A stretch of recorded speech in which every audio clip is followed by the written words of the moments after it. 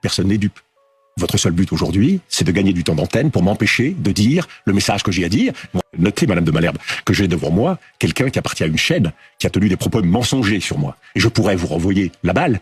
Qui j'ai, moi, devant moi? À qui appartient votre chaîne? Dominique de Villepin remet en place Apolline de Malherbe en plein direct sur les massacres de l'occupation israélienne à Gaza. Ce jeudi 29 février, Dominique de Villepin était de nouveau invité sur le plateau de BFM TV. L'ancien Premier ministre et l'une des rares personnalités politiques majeures du pays a dénoncé ouvertement les massacres de l'occupation israélienne à Gaza, ce qui lui a valu d'être dans le collimateur de BFM TV, chaîne du milliardaire franco-israélien Patrick Drahi. L'occasion pour l'ancien Premier ministre de régler ses comptes avec la chaîne d'information controversée et de dire ses 4 vérités sur BFM TV, et ceux qui ont pour objectif de faire taire les voix qui dénoncent le génocide palestinien à Gaza par l'occupation israélienne. Qu'il y a eu, selon M. Zelensky, 31 000 morts militaires en Ukraine. Il y a aujourd'hui, nous sommes en train de dépasser les 30 000 morts civils à Gaza, des enfants, des femmes. Problème d'eau, problème d'alimentation, problème d'assainissement, épidémie qui est en train de se multiplier. Tous ces éléments soulignent le véritable drame qui est en train de se jouer à Gaza. La question de savoir comment nous faisons pression sur Israël pour faire en sorte qu'Israël change ses stratégies. Israël ne veut pas véritablement d'un cessez-le-feu durable. Benjamin Netanyahou rappelle qu'il y aura une offensive qui se déroulera sur Gaza et en particulier sur Rafah où sont concentrées 1 500 000 personnes, ce qui fera des ravages absolument considérables. Ces massacres-là, ils sont vus en direct par les 2/3 de l'humanité.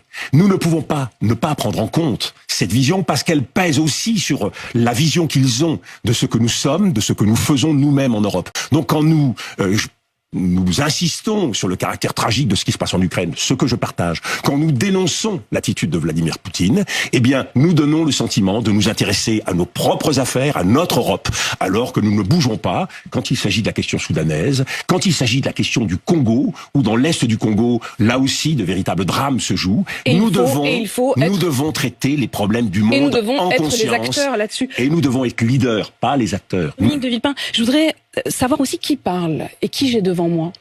Vous n'êtes plus diplomate, vous l'avez évidemment été. Aujourd'hui, vous êtes un homme d'affaires. Je voudrais savoir comment vous gagnez votre vie.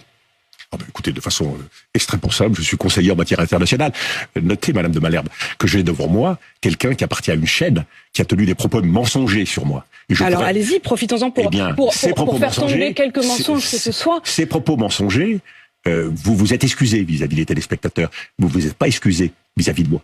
Et je pourrais vous renvoyer la balle. Qui j'ai, moi, devant moi? À qui appartient votre chaîne?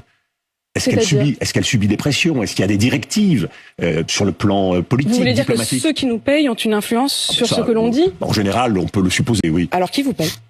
Personne. Personne vous paye? Non. Ah bon, mais vous avez une société, vous faites du business, vous l'avez dit, vous faites des missions de conseil. Et je voudrais, mais en toute transparence, et justement pour pas qu'il y ait de fantasmes ou de rumeurs, vous posez cette question à Hubert Védrine?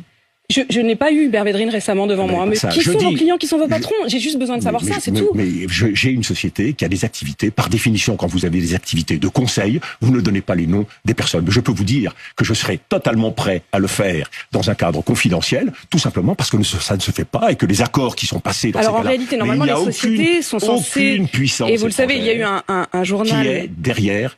Mais sans être payé par les États, on peut être payé par des gens qui sont influents dans ces États. Absolument pas. Écoutez, il n'y a personne de ce...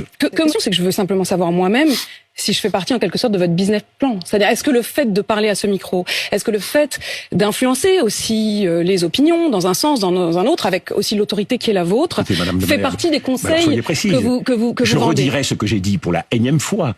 Puisque quel business plan aujourd'hui de défendre ceux qui meurent à Gaza? Quel business plan? Qui? Personne n'est dupe.